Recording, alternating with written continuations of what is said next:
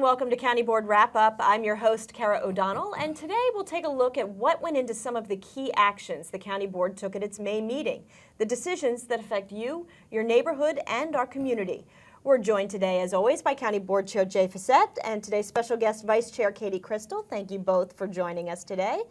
Now, we're starting off with not something from the board meeting per se, but some action we just had come through, and that is the Triple AAA bond rating being reaffirmed. Let's talk a little bit about what this is to start off. What is this bond rating? Well, it happens every year. It happens every year. The manager and his team go to New York and talk to the rating agencies and make their pitch to explain the fiscal management of this community and ask for that highest of ratings, which we've had for 16, 17 years, the Triple AAA bond rating from each of the three rating agencies. And we just came back that we were awarded that highest ranking again, which essentially means we can borrow money at the lowest possible interest rate really on the planet. Local governments are a very safe bet to a great degree, and ours is at the top of the list. So it's great news for the taxpayers. It's great news sort of validating the system that we have in place is really working well. Mm-hmm. And this is something Arlington's been fortunate enough to get this kind of bond rating for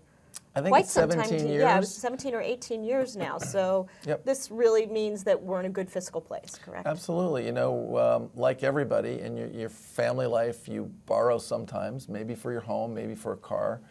In local government here, this community has set some very stringent standards on ourselves that we won't, for example, spend more than 10% of our operating budget on interest. So we can borrow and do those big capital projects we need, but we will never go over that line. And the rating agencies like that we set those limits. They like that we have good, strong, conservative budgeting principles and good reserves to manage ourselves and deal with the worst case scenario should it come up. Mm-hmm. And they are very stringent, as you said. You requalify every single year for this kind of thing. We have 17 years in a row so far. Okay, well, and on that note, the board did authorize $185 million in bond sales. Tell me a little bit about this and what went into this decision. Yeah, well, what that means is as we look at our capital plan and the projects that are queued up over the next couple of years, we've given the manager the authority to go sell $185 million worth of bonds. And as those projects come due, he will make the final decision about whether or not it's the right time. You don't want to go sell those bonds and then start paying the interest if, in fact, you're not going to implement for 3 or 4 years down the road. So the timing of these things can be important too. And these are for some of those capital project type initiatives that you mentioned? All county board approved, community informed capital projects from schools to metro to park enhancements, everything that keeps the infrastructure of this community alive and well. And obviously, as we talked about during our budget discussions last month, things like schools and metro are really top priority right now. Oh yeah. Some of those actually are increasing. So, managing that capital plan, which the board does every 2 years. We go back and revisit the plan. It's a 10-year plan, but the out years are nowhere near as definitive as the first 2 years. So every 2 years we go back, we engage the community, the manager comes forward with new proposals, and we revisit the same 10-year plan. And it's the first 2 years that are really the most significant. Okay. Well, moving on, Katie, to another kind of funding type of decision, the board approved $5.5 million for the Neighborhood Conservation Fund. What are the kind of the details of some of these projects? Absolutely. So neighborhood conservation projects, the ones that will receive $5.5 million as of last night, they are projects that start from the ground up in our neighborhoods. In order for a neighborhood conservation project to be eligible, that neighborhood has to come together and agree and create a neighborhood conservation plan that targets a vision for their community, the infrastructure they want, the beautification and other opportunities for neighborhood improvement that they see. And once they've had a plan accepted by the county board, they then become eligible in funding rounds for projects where they compete against other neighborhoods in front of Neighborhood Conservation Advisory Committee. And that helps prioritize the projects because there are always more applicants than there are enough funds. So we were delighted to award a series of projects on Tuesday night on things like streetlights, curbs and gutters, signs, and park improvements. One of the projects we're most excited about will go into the Long Branch Creek neighborhood, which passed its very first neighborhood conservation plan last year, was accepted by the board last summer. This is a civic association and a community that's actually 75% renters. And these are the types of community that often have a hard time coalescing to pass a neighborhood conservation plan and ultimately compete for these projects. And as we said last year when the civic association came before us with their plan, the legwork that they put in to knock on doors of renters and folks who might be working a couple of jobs and young families and really reach all of those neighbors, that legwork is extraordinary. And it's so terrific to see it pay off in their first neighborhood conservation project. And what are they going to be doing with this project at the They creek? will have new signs throughout their neighborhood, creating more of a sense of identity and a sense of place. Sort of entry signs, gateway signs. Okay, okay. And, another one of the great benefits of this program, which is pretty unique in the country, is that it builds community.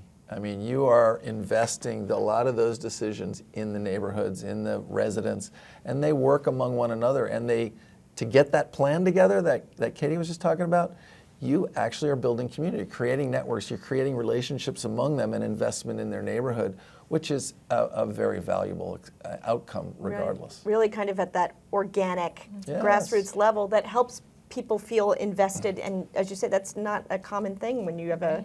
And sometimes resolving disputes. I think people will be surprised to know how often sidewalks, for example, can be controversial. And so for neighbors to sort that out among themselves and weigh competing agendas and initiatives and priorities within their own neighborhood and bring us the answer that is right for their neighborhood, rather than somebody at the county office determining and imposing it on them, is a really democratic thing. How many projects are we funding through this particular round of grants and ballpark?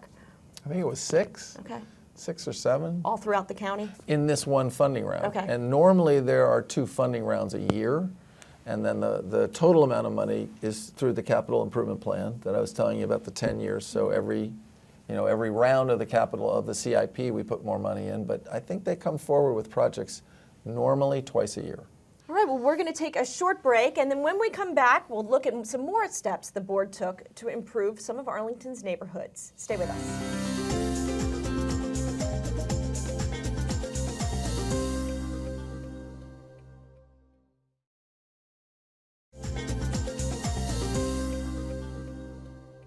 Welcome back to County Board Wrap Up, where each month we chat with members of the County Board about some of the important decisions they took at their public meeting.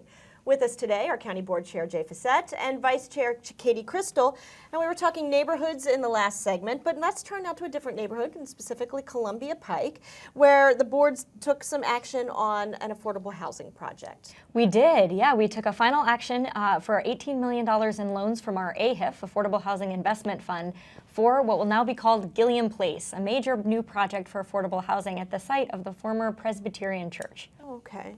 Now, tell me a little bit more about this project. What makes it unique? Absolutely. Well, in addition to it being a wonderful project for this part of the Pike neighborhood and bringing much needed affordable housing to our community, it's exciting because it represents a partnership of sorts between not only the county and the Arlington Partnership for Affordable Housing, but also with the Presbyterian Church, which, as their membership began declining, found itself at a crossroads and really went through an extensive process with their congregation to reflect on what they wanted the future of their property to be. So they engaged in conversations with APA, ultimately sold their property to APA, and in an exciting twist is buying back part of that parcel to create a sacred garden and community space, which will be another wonderful element of this already terrific project. Kind of to pay homage to the church community that was a partner in the project. Absolutely, and we know this will be a great place not only for the church community members, but for the broader community as well as the residents of this new property.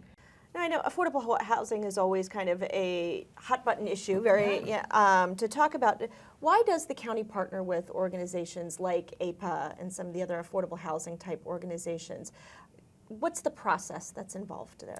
Well, this is the best way we have found to actually create substantial amounts of affordable housing.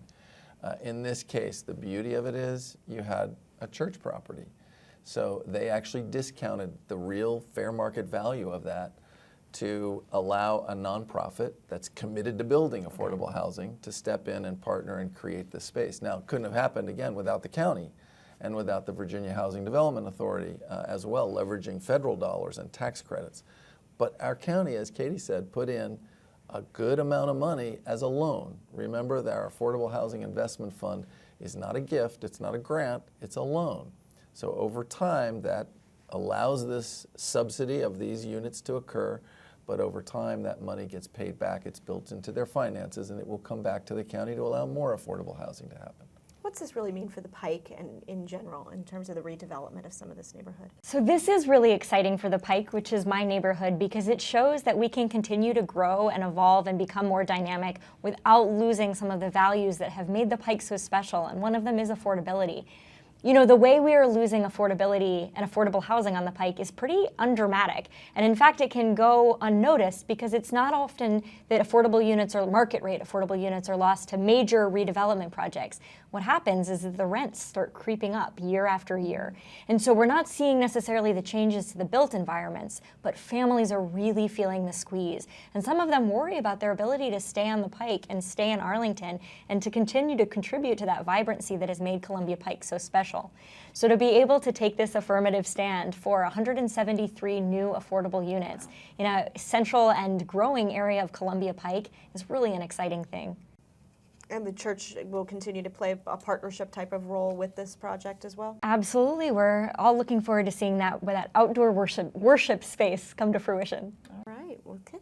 And another neighborhood issue, the popular Westover Beer Garden was discussed at this board meeting. Let's talk about some of the decisions made here.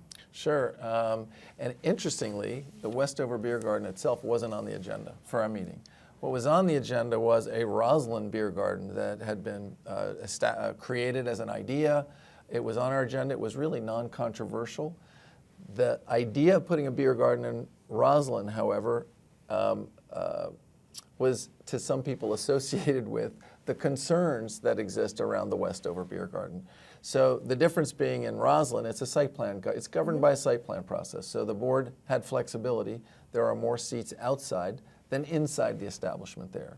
Whereas at Westover, there has been a concern because the number of seats on the outside is limited, and the board does not have flexibility to change that number and create more than the number of seats on the inside of the building. That's because it's governed not by a site plan, but by a use permit.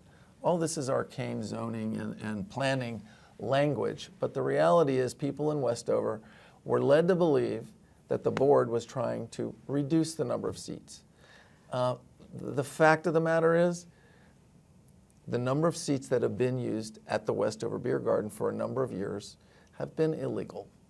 The owner of the property applied for a certain number that were permitted, he got them, and then over the years, more seats started showing up. So somebody complained, somebody in the neighborhood complained, the code enforcement had to go measure, count, there were too many seats. So they are being temporarily held to comply with the law, comply with what we have no flexibility to change. So what the board did, and this was, I think, the big action regarding Westover Beer Garden, we got a lot of complaints. We got a lot of people misunderstanding or angry and thinking there were other things being done. We have decided to direct the manager, which we did on Tuesday. We directed the manager to go back to the law, to the code, and revise it and assess it and revise it so that the county board does have more flexibility as it relates to the Westover Beer Garden. We don't know what the appropriate amount of outdoor seats will be on the end, but at least we will have an ability to hear the neighbors, weigh the issues, look at all the various factors, and actually have an ability to allow more seats than we currently by law are allowed to have. And that process will play out over the next 4 or 5 months. It'll be done by the fall. Because the whole idea of the outdoor eating establishments, you know, we love it has been growing in Arlington. We love them, and it helps create a vibrant community, whether it's along the RB corridor or in this case, out in Westover, which is a very different, mostly residential area. And honestly, when the Westover Beer Garden came forward from 5 or 6 years ago and asked for some outdoor entertainment, etc., there was a lot of mixed feeling in the neighborhood. We worked it through, we allowed it, we enhanced it, we allowed more and more, and the truth is it's beloved. Everybody loves the West, almost everybody, not everybody. Almost everybody loves it. I like it, we like it, and we're doing what we can to ensure that it stays. And it's worth highlighting, this is a fairly extraordinary action that we're taking. We're looking to change the law that governs all of Arlington County to potentially protect and allow this business to expand. And it's because we know how beloved this institution is to the community. So we know that people who are following along don't really care about the minutia of our zoning ordinance, what's accessible to us to have jurisdiction over with the use permit versus where we don't have flexibility. So we are trying to start with the end in mind and figure out how to get there, because we know how important the Westover Beer Garden is to the residents of Westover and well beyond. Just kind of changing to adapt to the current community. And the people on the staff are working with us. Obviously, this means some other things will get put aside for a short period of time as they change their work plan, but it was the board's decision that that was the direction we had to go. Okay, and then for the folks in Roslyn, stay tuned. You'll have your very own version coming up soon. Exactly. All right, well, we are going to take one more short break, and when we come back, it's graduation day. Stay tuned.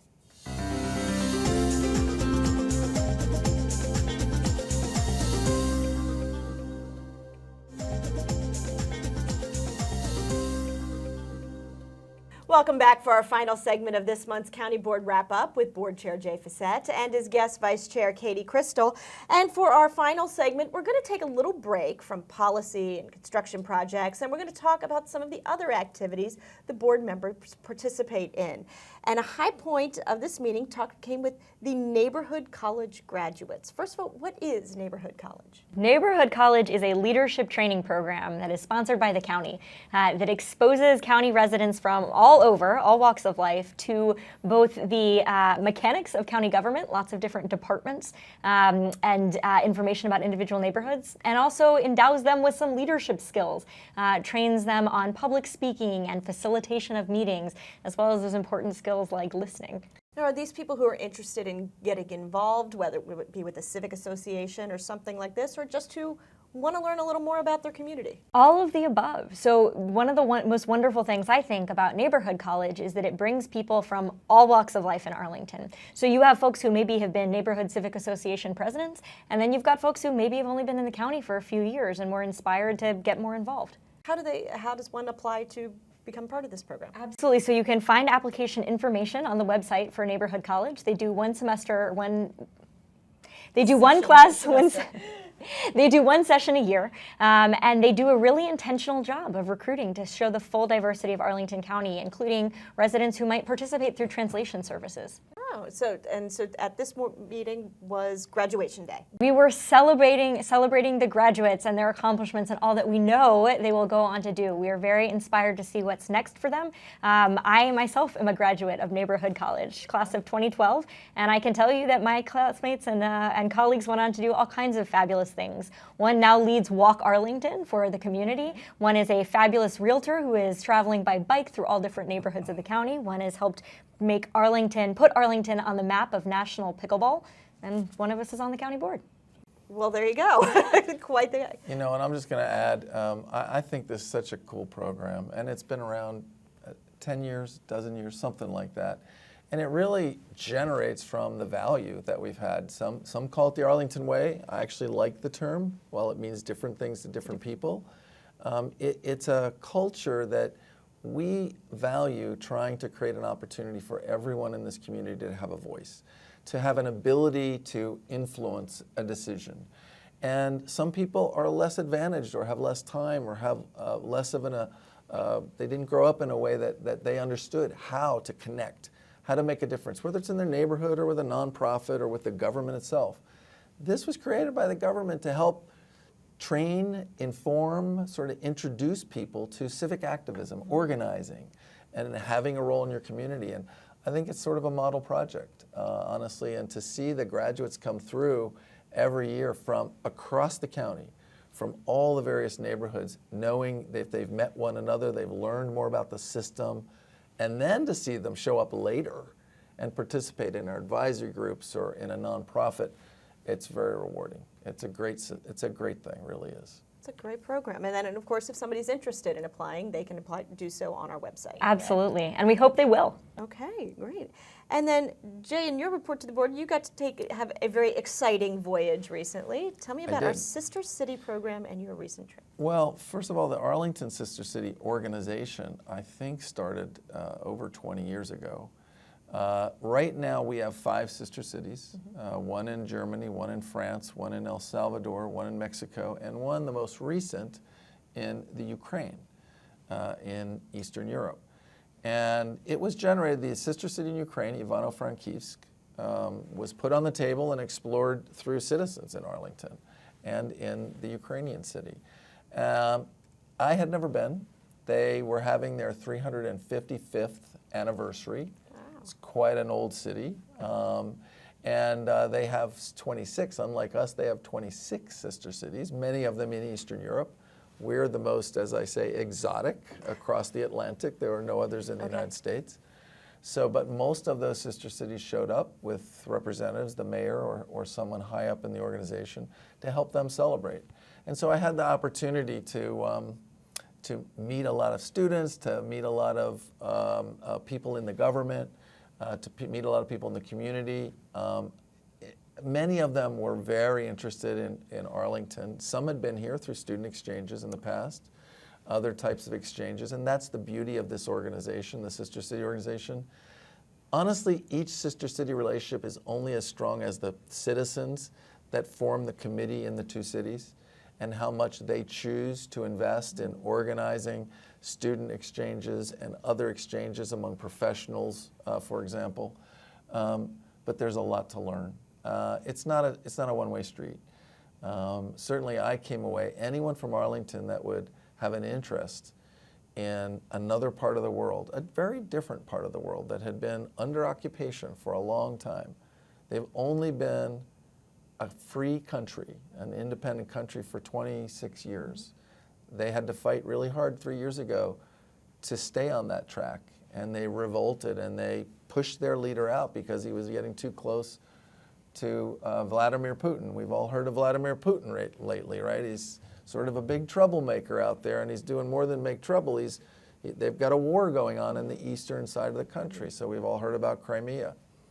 But the truth is the people in Ukraine are hungry for building their democracy. They're hungry for engagement with free places and places that have a neighborhood college, that have advisory committees, when those citizens never had an opportunity under the Soviet system to participate in their government, to shape their decisions. So one, it's an eye-opener for any of us that go. You know, we come back very respectful and appreciative in a way of what we have. And as I said to people, don't you come up to me in these next days and tell me we don't have an Arlington way, that you don't have a voice, because I was just in the Ukraine, all right? So we're not perfect. We got plenty of things to work on, but the reality is there's great benefit to the folks over there and to Arlingtonians to have those kind of relationships and see how we can learn from one another and support one another. Yeah, I was going to say it's probably a very unique relationship between each of the sister cities, but then that two-way street of learning from each other, whether it be business policy or governing or neighborhoods or what have you, that really eye-opening on both sides. That's why I say it's not one way. The young people that I met with are so energetic. Some of the older folks, it's hard to be free.